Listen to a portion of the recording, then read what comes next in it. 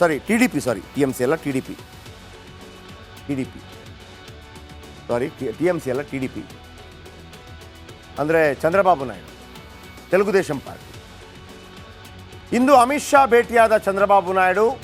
ಆದರೆ ಆಂಧ್ರದಲ್ಲಿ Y S Rajashekhara Reddy YSRCP ವಿರುದ್ಧ ಜಂಟಿ ಹೋರಾಟ ಅನಿವಾರ್ಯವಾಗಿದೆ. ಈಗಾಗಲೇ NDA ಕೂಟ ಸೇರಿರುವ ಜನಸೇನಾ ಪಾರ್ಟಿ ಅದು ಪವನ್ ಕಲ್ಯಾಣ್ ಅವರ ಪಾರ್ಟಿ. TDP, TMC ಅಲ್ಲ, TDP ಕೂಡ ಮರು ಸೇರ್ಪಡೆಯಾದರೆ NDAಗೆ ಬಲ ಬರಲಿದೆ. ಅಲ್ಲಿ ಏನಾಗುತ್ತೆ ಗೊತ್ತಿಲ್ಲ. ಅಲ್ಲಿ ಜಗನ್ಮೋಹನ್ ರೆಡ್ಡಿ ಒಪ್ಕೋತಾರ. ಜಗನ್ಮೋಹನ್ ರೆಡ್ಡಿ ಮತ್ತು ಚಂದ್ರಬಾಬು ನಾಯ್ಡು ಅವರು ಫೈಟ್ ಆಗ್ತಾಯಿದೆ. ಈಗ ಚಂದ್ರಬಾಬು ನಾಯ್ಡು ಅವರು NDA ಸೇರೋದಕ್ಕೆ ಉತ್ಸುಕರಾಗಿದ್ದಾರಂತೆ. ಆಮೇಲೆ ಮತ್ತೊಂದು ಕಡೆ ಪವನ್ ಕಲ್ಯಾಣ್ ಅವರ ಪಾರ್ಟಿ ಕೂಡ ಸೇರಿಕೊಂಡಿದೆ. ಈಗ ಯಾಕಂದರೆ ಜಗನ್ಮೋಹನ್ ರೆಡ್ಡಿ ಅನೇಕ ಬಾರಿ ನರೇಂದ್ರ ಮೋದಿ ಅವರನ್ನು ಬಚಾವ್ ಮಾಡಿದಂಥವ್ರು. ಯಾಕೆಂದರೆ ಅವರ MP ಸೀಟ್ ಭಾಳ ಜಾಸ್ತಿ ಇದೆ. ಅಂದರೆ ಬೇರೆ ಬೇರೆ ಸಂದರ್ಭದಲ್ಲಿ ರಾಜ್ಯಸಭೆಯಲ್ಲಿ ಮತ್ತೊಂದರಲ್ಲಿ. ಈಗ ಇವರು ಸೇರ್ತಾ ಇರೋದು ಪ್ರಾಬ್ಲಮ್ ಏನು, ಹೆಂಗೆ ಬಗೆಹರಿಸ್ತಾರೆ ಗೊತ್ತಿಲ್ಲ, ಕಾದು ನೋಡಬೇಕಾಗಿದೆ. ಇಂಥದ್ದೊಂದು ಆಗಿದೆ.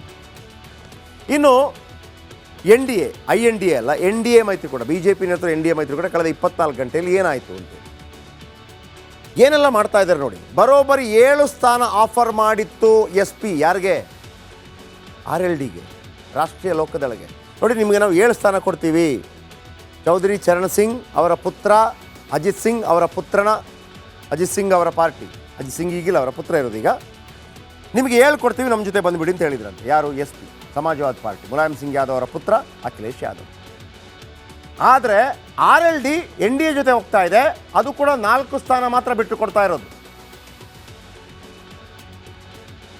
SP ಜೊತೆ ಹೋದರೆ 7 ಸ್ಥಾನ ಬಿಟ್ಟು ಕೊಡ್ತಾರೆ ಅಖಿಲೇಶ್ ಯಾದವ್, ಅಥವಾ INDA ಮೈತ್ರಿಕೂಟ ಜೊತೆ ಹೋದರೆ RLDಗೆ 7 ಸ್ಥಾನ ಬಿಟ್ಟು ಕೊಡುತ್ತೆ. ಕಾಂಗ್ರೆಸ್ ಇರ್ಬೋದು ಅಥವಾ ಅಖಿಲೇಶ್ ಯಾದವ್ ಇರ್ಬೋದು. ಆದರೆ RLD ಏನು ಮಾಡ್ತಾ ಇದೆ, ನೀವು ಹೇಳಬೇಡ, ನಾವು BJP ಜೊತೆ ಹೋಗ್ತೀವಿ. BJP ಕೊಡ್ತಿರೋದಷ್ಟು 4, 3 ಕಡಿಮೆ ಆದರೂ ಕೂಡ BJP ಜೊತೆ ಹೋಗ್ತಾ ಇದೆ. ಯಾಕೆಂದರೆ ಉತ್ತರ ಪ್ರದೇಶದಲ್ಲಿ BJP ಪರವಾದ ಅಲೆ ಇದೆ. 4 ಸ್ಥಾನ ಫಿಕ್ಸು: ಕೈರಾನ, ಬಾಗ್ಪತ್, ಮಥುರಾ ಮತ್ತು ಅಮ್ರೋಹಾ. ಆಮೇಲೆ ಇದೆಲ್ಲವೂ ಕೂಡ RLDಗೆ. ಮತ್ತೊಂದು ಕಡೆ ದೇವೇಂದ್ರ ಫಡ್ನವೀಸ್ ಅವರನ್ನು ಭೇಟಿಯಾಗಿದ್ದಾರೆ MNS ನಾಯಕರು. ತಮಿಳುನಾಡಿನಲ್ಲಿ ಆಪರೇಷನ್ ಕಮಲ ಬಲು ಜೋರಾಗಿದೆ. ತಮಿಳುನಾಡಿನಲ್ಲಿ BJPಯಿಂದ ಆಶ್ಚರ್ಯ ಗೊತ್ತಾ? ಇದು NDAಯಲ್ಲಿ ಆಗ್ತಿರೋ ಬದಲಾವಣೆ. 15 ಮಾಜಿ ಶಾಸಕರು ಇಲ್ಲಿ ತಮಿಳುನಾಡಲ್ಲಿ, ಒಬ್ಬ ಮಾಜಿ ಸಂಸದ BJPಗೆ ಬಂದಿದೆ. ಇನ್ನು ಶಿರೋಮಣಿ ಅಕಾಲಿ ದಳ ಪಂಜಾಬ್ನಲ್ಲಿ ಒಂದು ಕಾಲದಲ್ಲಿ ಗಳಸೆ ಕಡ್ಡಸೆ ಆಗಿದ್ರು. ಈಗ ಮತ್ತೆ ಅವರ ಜೊತೆ ಮಾತುಕತೆ ಆಗ್ತಾ ಇದೆ. ಎಲ್ಲ ಓಕೆ ಆದರೆ ಮಾಜಿ ಮಿತ್ರರು ಒಂದಾಗೋದು ಪಕ್ಕ. ಪಂಜಾಬಲ್ಲಿ ಈ ಬಾರಿ ಶಿರೋಮಣಿ ಅಕಾಲಿ ದಳ ಸಪರೇಟ್ ಆಗಿ ಸ್ಪರ್ಧೆ ಮಾಡುತ್ತೆ ಅಂತ ಇತ್ತು. ಅವರು ಒಂದೊಮ್ಮೆ BJP ಮತ್ತು ಅವ್ರ ಜೊತೆ ಆಗಿದ್ದರು. ಈಗ ಮತ್ತೆ ಅವ್ರ ಜೊತೆ ಮಾತುಕತೆ ಆಗ್ತಾ ಇದೆ. ಈ ನಡುವೆ NDA ಅಲಯನ್ಸ್ ಬಗ್ಗೆ ಹೇಳಿದೆ. ಇಂಡಿಯಾ ಅಲಯನ್ಸ್ ಏನಾಗ್ತಾ ಇದೆ, ಇದು ಕಾಕತಾಳಿಯೋ ಏನೋ ಗೊತ್ತಿಲ್ಲ. ರಾಹುಲ್ ಗಾಂಧಿ ಯಾವ ರಾಜ್ಯಕ್ಕೆಲ್ಲ ಹೋಗ್ತಾ ಇದ್ದಾರೋ ಆ ರಾಜ್ಯದಲ್ಲೆಲ್ಲ INDA ಮೈತ್ರಿಕೂಟದಿಂದ ಮಿತ್ರ ಪಕ್ಷಗಳು ಬಿಟ್ಟು ಹೋಗ್ತಾ ಇದೆ. ಇದು ಟೀಕೆ ಅಂತ ಅಂದ್ಕೋಬೇಡಿ, ಆದರೆ ವಾಸ್ತವ ಆಗಿರೋದು ನಿಜ. ಹೇಳ್ತೀನಿ ಕೇಳಿ. ಅಸ್ಸಾಂಗೋದು ಕಾಂಗ್ರೆಸ್ನ ಪ್ರಮುಖ ನಾಯಕರು BJPಗೆ ಸೇರ್ಪಡೆ. ಆ ನಂತರ ಪಶ್ಚಿಮ ಬಂಗಾಳ INDA ಮೈತ್ರಿಕೂಟ ತೊರೆದಿದ್ದಾರೆ ಆಲ್ರೆಡಿ. ಮಮತಾ, ನಾವು ಸಪ್ರೇಟ್ ಅಪ್ಪ, ನಿಮ್ದು ಗೊತ್ತಿಲ್ಲ ಅಂತ ಹೇಳಿದ್ದಾರೆ. ಅದು ಕೊನೆಗೇನಾಗೋದು ಗೊತ್ತಿಲ್ಲ. ಸದ್ಯಕ್ಕಂತೂ ಹಂಗಿದೆ, 50-50 ಥರ ಇದೆ. ಇನ್ನು ಬಿಹಾರ ಎಂಟ್ರಿ ಕೊಟ್ಟ ಹಾಗೇ INDA ಮೈತ್ರಿಕೂಟ ಬಿಟ್ಟು NDA ಮೈತ್ರಿಕೂಟ ಸೇರಿ ಮುಖ್ಯಮಂತ್ರಿ ಕೂಡ ಆಗಿಬಿಟ್ರು ನಿತೀಶ್ ಕುಮಾರ್. ಇನ್ನು ಜಾರ್ಖಂಡ್ ಎಂಟ್ರಿ ಕೊಡ್ತಾ ಇದ್ದಾಗೆ ಸೊರೇನ್ ಅರೆಸ್ಟ್ ಆಗ್ತಾರೆ. CM ಪಟ್ಟ ತ್ಯಾಗ ಮಾಡಬೇಕಾಗತ್ತೆ, ಅವ್ರ ಜೊತೆ ಬರುವಂಥವ್ರು. ಇನ್ನು ಉತ್ತರ ಪ್ರದೇಶಕ್ಕೆ ಬರುವಂಥ ವೇಳೆ RLD, ಹಳೆಯ ಕಾಲದ ದೋಸ್ತಿ RLD, ರಾಷ್ಟ್ರೀಯ ಲೋಕದಳ್, ಅಜಿತ್ ಸಿಂಗ್ ಅವರ ಪಾರ್ಟಿ 7 ಕೊಡ್ತೇನೆಂದ್ರೂ ಕೂಡ ನಿಲ್ತಾ ಇಲ್ಲ. ಅವರು ಸೀದಾ NDA ಮೈತ್ರಿಕೂಟಕ್ಕೆ ಸೇರ್ಕೊಂಡ್ಬಿಟ್ಟಿದ್ದಾರೆ. ಇನ್ನೊಂದು ಕಡೆ nationalist Congress party NCP, Sharad Pawar ಒಂದು ಕಾಲದಲ್ಲಿ ಕಾಂಗ್ರೆಸ್ನಲ್ಲಿ ಪ್ರಧಾನಮಂತ್ರಿ ಅಭ್ಯರ್ಥಿ. ಯಾವಾಗ ಸೋನಿಯಾ ಗಾಂಧಿ ಅವರನ್ನು ಅಧ್ಯಕ್ಷರನ್ನಾಗಿ ಮಾಡಿದ್ರೋ ಕಾಂಗ್ರೆಸ್ನಿಂದ ಸಿಡಿದು ನ್ಯಾಷನಲಿಸ್ಟ್ ಕಾಂಗ್ರೆಸ್ ಪಾರ್ಟಿ ಮಾಡ್ತಾರೆ, NCP ಅಂತ ಮಾಡ್ತಾರೆ. ಆಗ ಅವರಿಗೆ ಚುನಾವಣಾ ಆಯೋಗ ಕೊಟ್ಟಂಥ ಚಿಹ್ನೆ ಗಡಿಯಾರ. ಈಗ ಇವರ ಅಳಿಯ ಅಜಿತ್ ಪವಾರ್ BJP ಜೊತೆ ಹೋಗ್ಬಿಟ್ಟಿದ್ದಾರೆ. ಆಮೇಲೆ ಆ ಗಡಿಯಾರ ಚಿಹ್ನೆ, ಆ ಆಫೀಸ್ ಎಲ್ಲವನ್ನು ಕೂಡ ಅಜಿತ್ ಪವಾರ್ ಅವರು ಕೊಟ್ಟಿದ್ದಾರೆ. ಇದವರ ಅಳಿಯ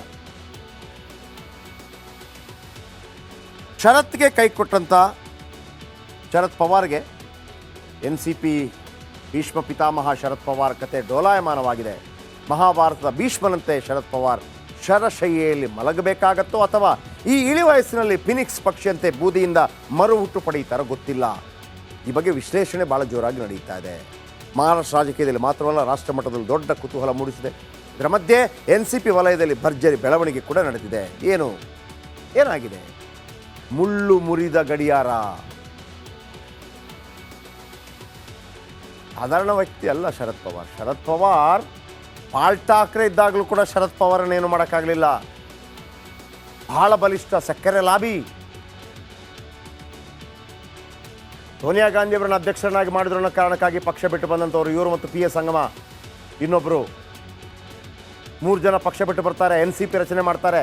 ನ್ಯಾಷನಲ್ ಕಾಂಗ್ರೆಸ್ ಪಾರ್ಟಿ ಗಡಿಯಾರ ಅವರ ಚಿಹ್ನೆ ಶೆಡ್ ಹೊಡೆಯುತ್ತಾರೆ, ಜೊತೆಗಿರ್ತಾರೆ ನಿಜ. ಮತ್ತೆ ಆದರೆ ಈಗ ಅಜಿತ್ ಪವಾರ್ ಹೋದ ಕಾರಣಕ್ಕಾಗಿ ಪಕ್ಷವೇ ಹೋಳಾಗೋಯ್ತು.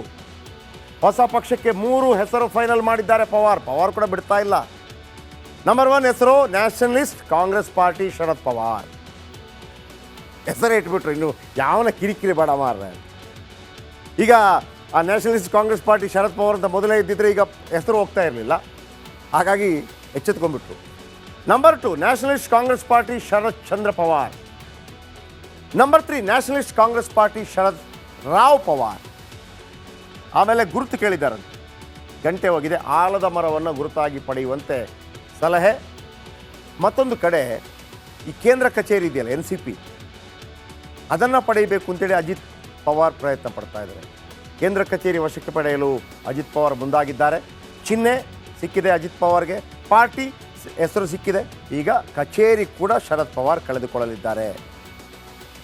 ಯಾವತ್ತೂ ಕೂಡ ಶರದ್ ಪವಾರ್ಗೆ ಇಂಥ ಪೆಟ್ಟು ಬಿದ್ದಿರಲಿಲ್ಲ ಈ ಇಳಿ ವಯಸ್ಸಿನಲ್ಲಿ. ವೀಕ್ಷಕರೇ, ಒಂದು ಬ್ರೇಕ್ ತಗೋತೀನಿ. ಬ್ರೇಕ್ ಆದ ನಂತರ ಅಯೋಧ್ಯೆಯನ್ನು ಯಾವಾಗ ಒಡೆಯಲಾಯಿತು, ಮಥುರಾವನ್ನು ಯಾವಾಗ ಒಡೆಯಲಾಯಿತು, ಕಾಶಿಯನ್ನು ಯಾವಾಗ ಒಡೆಯಲಾಯಿತು, ಇದು ಮುಂದಿನ 5 ವರ್ಷಗಳ ಅವಧಿಯಲ್ಲಿ ಆಗತ್ತಾ? ಕಾಶಿ ಮಥುರಾ ಸಮರ ನಡೆಯತ್ತಾ? ಯೋಗಿ ಆದಿತ್ಯನಾಥ್ ಒಂದು ಮಾತನ್ನು ಹೇಳಿದ್ದಾರೆ. ಪಾಂಡವರು ಕೌರವರ ಹತ್ರ 5 ಗ್ರಾಮಗಳನ್ನು ಕೇಳಿದ್ರು, ಆದರೆ ಕೌರವರು ಒಂದೇ ಒಂದು ಕೊಡಲಿಲ್ಲ, ಹಾಗಾಗಿ ಯುದ್ಧ ಆಯಿತು. ಈಗ ನಾವು ಕೇಳ್ತಾ ಇದ್ದೀವಿ, ನನಗೆ 3 ದೇವಸ್ಥಾನ ಅಯೋಧ್ಯೆ, ಮಥುರಾ ಮತ್ತು ಕಾಶಿ ಬೇಕೇ ಬೇಕು. ನಂಬರ್ 1 ಅದು. ಇನ್ನೊಂದು ಕಡೆ ಮಥುರಾದ ಇರುವಂತಹ ಮಸೀದಿಯ ಮೆಟ್ಟಿಲಿನ ಕೆಳಗೆ ಕೃಷ್ಣನ ವಿಗ್ರಹವಿದೆ ಅನ್ನುವಂಥ ಒಂದು ಮಾತು ಕೇಳಿ ಬಂದಿದೆ. ಅದರ ಬಗ್ಗೆ ಸೋನಿಯಾ ಗಾಂಧಿ ಸತತವಾಗಿ ರಾಯ್ಬರೇಲಿ, ಉತ್ತರ ಪ್ರದೇಶದ ರಾಯ್ಬರೇಲಿಂದ ಗೆದ್ದು ಬರ್ತಾ ಇದ್ದಾರೆ. ಕಳೆದ ಬಾರಿ ಅವರೊಬ್ಬರೇ ಗೆದ್ದು ಬಂದಿದ್ದು ಕಾಂಗ್ರೆಸ್. ಅಮೇಥಿಯಿಂದ ಗೆದ್ದು ಬರ್ತಾ ಇದ್ರು ರಾಹುಲ್ ಗಾಂಧಿ ಕಳೆದ ಬಾರಿ ಈ ಹಿಂದೆ ಸೋತಾಗ ಕಳೆದ ಬಾರಿ ಸ್ಪರ್ಧೆ ಮಾಡಿಲ್ಲ, ನೇರವಾಗಿ ವಯನಾಡಿಗೆ ಹೋದ್ರು, ವಯನಾಡಲ್ಲಿ ಗೆದ್ದು ಬಂದರು. ಈ ಬಾರಿ ಇವರಿಬ್ಬರೂ ಕೂಡ ರಾಯ್ಬರೇಲಿಯಲ್ಲೂ ಸ್ಪರ್ಧೆ ಮಾಡಲ್ಲ ಮತ್ತು ವಯನಾಡಲ್ಲೂ ಕೂಡ ಸ್ಪರ್ಧೆ ಮಾಡಲ್ಲ. ಅದರಲ್ಲೂ ಸೋನಿಯಾ ಗಾಂಧಿ ಅವರು ತೆಲಂಗಾಣಕ್ಕೆ ಹೋಗಿ ತೆಲಂಗಾಣದಿಂದ ಸ್ಪರ್ಧೆ ಮಾಡ್ತಾ ಇದ್ದಾರೆ. ಮೊನ್ನೆ ರೇವಂತ್ ರೆಡ್ಡಿ ಅವರು ಅಮ್ಮ ಬನ್ನಿ ನಮ್ಮ ರಾಜ್ಯದಿಂದ ಸ್ಪರ್ಧೆ ಮಾಡಿ ಅಂತ ಹೇಳಿದ್ರು. ಬಹುಶಃ ಅದೇ ಆಗತ್ತೆ. ಹಾಗಿದ್ರೆ ರಾಹುಲ್ ಗಾಂಧಿ ಕಥೆ ಏನು? ರಾಹುಲ್ ಗಾಂಧಿ ಕೇರಳದ ವಯನಾಡಿನಿಂದ ಸ್ಪರ್ಧೆ ಮಾಡಿದ್ರು, ಅಲ್ಲಿಂದ ಸಂಸದರಾಗಿದ್ದಾರೆ. ಆದರೆ ಈ ಬಾರಿ ಅದನ್ನು ಎಡಪಕ್ಷಗಳು ಅಲ್ಲಿಂದ ಸ್ಪರ್ಧೆ ಮಾಡುವುದು ಖಚಿತವಾಗಿದೆ. ಹಾಗಾಗಿ ಬೇರೆ ಕ್ಷೇತ್ರವನ್ನು ಹುಡುಕುವಂಥ ಪ್ರಯತ್ನವನ್ನು ಮಾಡ್ತಾ ಇದ್ದಾರೆ. ಗೊತ್ತಿಲ್ಲ ಎಲ್ಲಿ ಅಂತ. ಬನ್ನಿ, ಸೋನಿಯಾ ಗಾಂಧಿ ಎಲ್ಲಿಗೆ ಬರ್ತಾರೆ? ರಾಯ್ಬರೇಲಿ ಮೊದಲೆಲ್ಲ 5 ಲಕ್ಷಗಳ ಮತಗಳ ಅಂತರದಿಂದ ಗೆದ್ದು ಬರ್ತಾ ಇದ್ದಂತಹ ಸೋನಿಯಾ ಗಾಂಧಿ ಅವರು ಕಳೆದ ಬಾರಿ 1,73,000 ಅಂತರದಿಂದ ಗೆದ್ದು ಬಂದಿದ್ದು, ಅಂದರೆ 3.5 ಲಕ್ಷದಿಂದ. ಆಮೇಲೆ 2019ರಲ್ಲಿ ಅಂತರ ನೋಡಿ, 2014ರಲ್ಲಿ ರಾಯ್ಬರೇಲಿಯಲ್ಲಿ ಸೋನಿಯಾ ಗಾಂಧಿ ಗೆದ್ದಿದ್ದು 3.5 ಲಕ್ಷ ಮತಗಳ ಅಂತರದಿಂದ. ಕಳೆದ ಬಾರಿ ದಿನೇಶ್ ಪ್ರತಾಪ್ ಸಿಂಗ್ ಅವರ ವಿರುದ್ಧ ಗೆದ್ದು ಬಂದಿದ್ದು 1,67,178 ಮತಗಳ ಅಂತರದಿಂದ. ಸೋನಿಯಾ ಗಾಂಧಿ ಅವರಿಗೆ ಒಂದು ಭಯ ಶುರುವಾಗಿದೆ, ಸೋಲಿಸ್ಬಿಡ್ತಾರೆ ಅಂತೇಳಿ. ಹಾಗಾಗಿ ಅವರಲ್ಲಿಂದ ಸ್ಪರ್ಧೆ ಮಾಡ್ತಾ ಇಲ್ಲ, ತೆಲಂಗಾಣಕ್ಕೆ ಬರ್ತಾರೆ. ತೆಲಂಗಾಣಕ್ಕೆ ಸೋನಿಯಾ ರಾಯ್ಬರೇಲಿ ಕ್ಷೇತ್ರದಲ್ಲಿ ಹೆಚ್ಚಾದ BJP ಪ್ರಭಾವ. 3.5 ಲಕ್ಷದಿಂದ 1 ಲಕ್ಷಕ್ಕೆ ಬಂದಿದೆ ಅಂತರ. ರಾಮ ಮಂದಿರ ಇದೇ ಉತ್ತರ ಪ್ರದೇಶದಲ್ಲಾಗಿರೋದು. ಯೋಗಿ ಚರಿಷ್ಮಾ ಮೋದಿ ಚರಿಷ್ಮಾ ಗಣನೀಯವಾಗಿ ಹೆಚ್ಚಳವಾಗಿದೆ. ಯು ಪಿ ಎಯ ಅಂದರೆ ಉತ್ತರ ಪ್ರದೇಶದ 80 ಕ್ಷೇತ್ರಗಳಲ್ಲಿ ಕಳೆದ ಬಾರಿ 67 ಕ್ಷೇತ್ರ ಗೆದ್ದುಕೊಂಡಿತ್ತು ಬಿ ಜೆ ಪಿ. 80ರಲ್ಲಿ 67 ಕ್ಷೇತ್ರ ಗೆದ್ದುಕೊಂಡಿತ್ತು, 10 ಬಿ ಎಸ್ ಪಿ, ಉಳಿದದ್ದು ವಗೇರೆ ವಗೇರೆ. ಹಾಗಾಗಿ ಕಾಂಗ್ರೆಸ್ ಒಂದೇ, ಉಳಿದದ್ದು ಎಸ್ ಪಿ. ಹಾಗಾಗಿ ಕಳೆದ ಬಾರಿ 67 ಗೆದ್ದಿರುವಂಥ ಬಿ ಜೆ ಪಿ ಈ ಬಾರಿ ರಾಮ ಮಂದಿರ ಕಾರಣಕ್ಕಾಗಿ, ಮೋದಿ ಚರಿಷ್ಮಾ ಕಾರಣಕ್ಕಾಗಿ, ಯೋಗಿ ಚರಿಷ್ಮಾ ಕಾರಣಕ್ಕಾಗಿ 80ಕ್ಕೆ 80 ಗೆಲ್ಲುವ ಸಾಧ್ಯತೆ ಇದೆಯಂತೆ. ಹಾಗಾಗಿ ಈ ಬಾರಿ ಸೋನಿಯಾ ಗಾಂಧಿ ದಕ್ಷಿಣಕ್ಕೆ ವಲಸೆ ಫಿಕ್ಸು. ಈ ಹಿಂದೆ ಅವರು ಬಳ್ಳಾರಿಯಿಂದ ಕೂಡ ಗೆದ್ದು ಬಂದಿದ್ದರು. ಅವರ ಅತ್ತೆ ಅಂದರೆ ಮಾಜಿ ಪ್ರಧಾನಿ ದಿವಂಗತ ಇಂದಿರಾ ಗಾಂಧಿ ಅವರು ಚಿಕ್ಕಮಗಳೂರಿಂದ ಕೂಡ ಗೆದ್ದು ಬಂದಿದ್ದರು. ತೆಲಂಗಾಣದ ಒಂದು ಕ್ಷೇತ್ರದಿಂದ ಗೆಲ್ತಾರೆ, ಅಂದರೆ ಸ್ಪರ್ಧೆ ಮಾಡ್ತಾರೆ. ಇಲ್ಲಿಂದ 1980ರಲ್ಲಿ ತೆಲಂಗಾಣದ ಮೇದಕ್ನಲ್ಲಿ ಇಂದಿರಾ ಗಾಂಧಿ ಕೂಡ ಸ್ಪರ್ಧೆ ಮಾಡಿದರು. 1980ರಲ್ಲಿ. ಅದಕ್ಕಿಂತ ಮೊದಲು ಚಿಕ್ಕಮಗಳೂರಿನಲ್ಲೂ ಕೂಡ ಗೆದ್ದಿದ್ದರು. 1999ರಲ್ಲಿ ಕರ್ನಾಟಕದ ಬಳ್ಳಾರಿಯಿಂದ ಸೋನಿಯಾ ಗಾಂಧಿ ಆಯ್ಕೆಯಾಗಿದ್ದರು. ಅವರ ವಿರುದ್ಧ ಆಗ ಸುಷ್ಮಾ ಸ್ವರಾಜ್ ಅವರು ನಿಂತಿದ್ದರು. ಚಿಕ್ಕಮಗಳೂರಿನಿಂದ ಇಂದಿರಾ ಗಾಂಧಿ.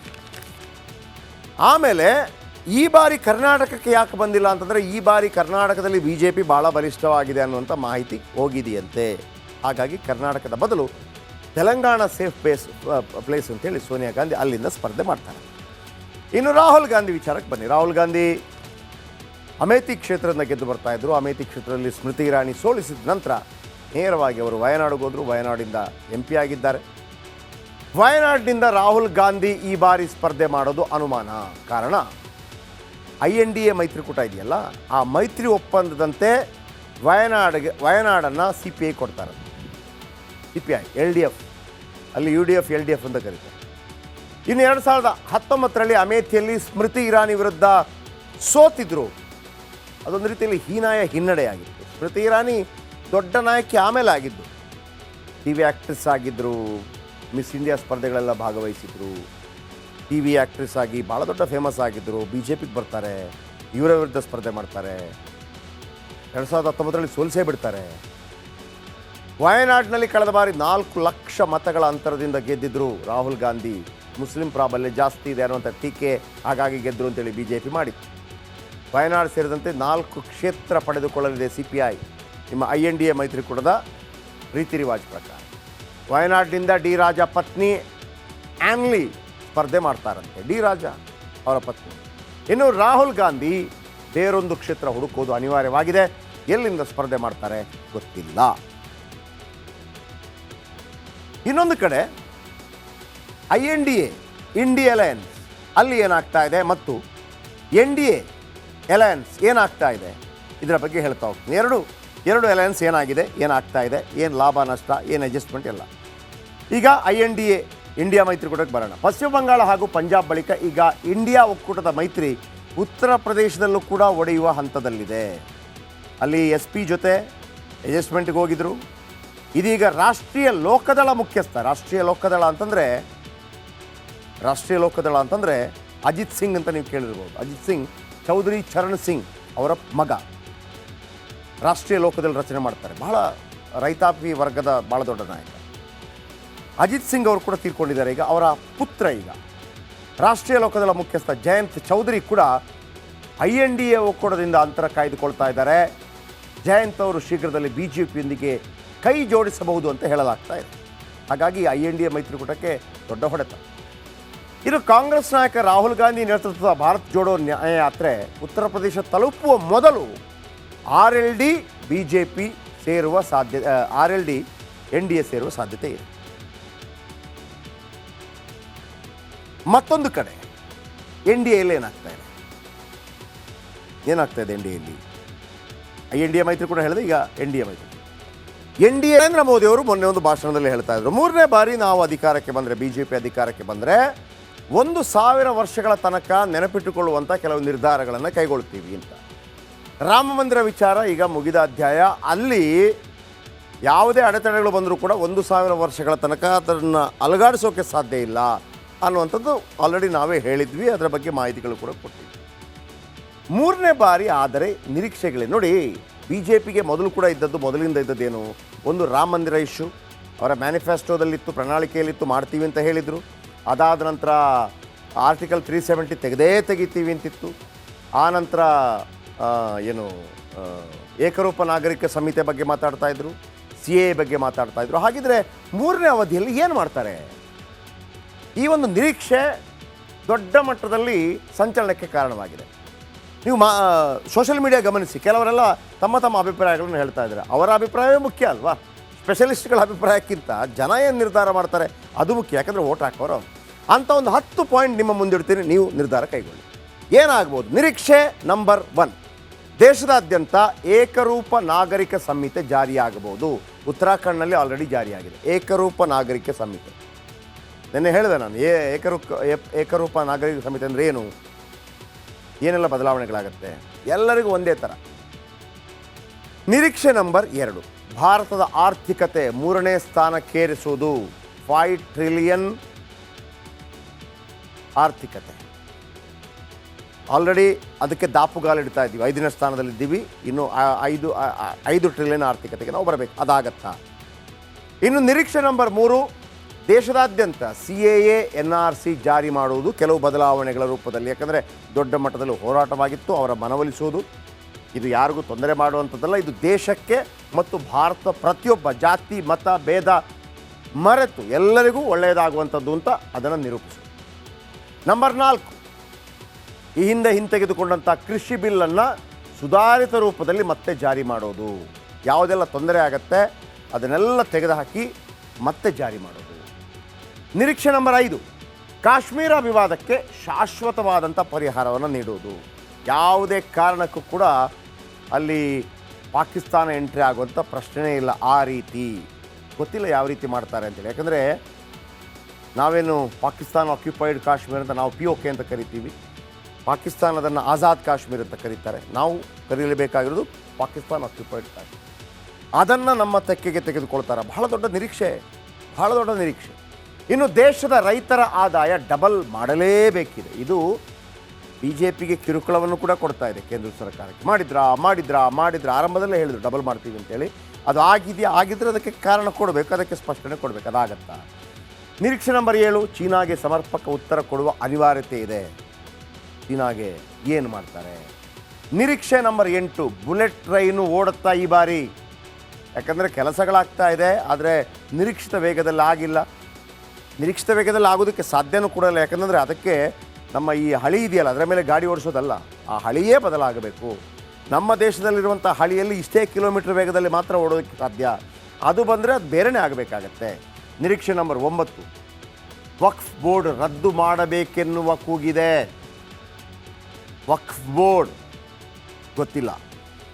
ನಿರೀಕ್ಷೆ ನಂಬರ್ 10, ಕಾಶಿ ಮತ್ತು ಮಥುರಾದಲ್ಲೂ ಮಂದಿರ ನಿರ್ಮಾಣ ಆಗಿಬಿಡತ್ತಾ?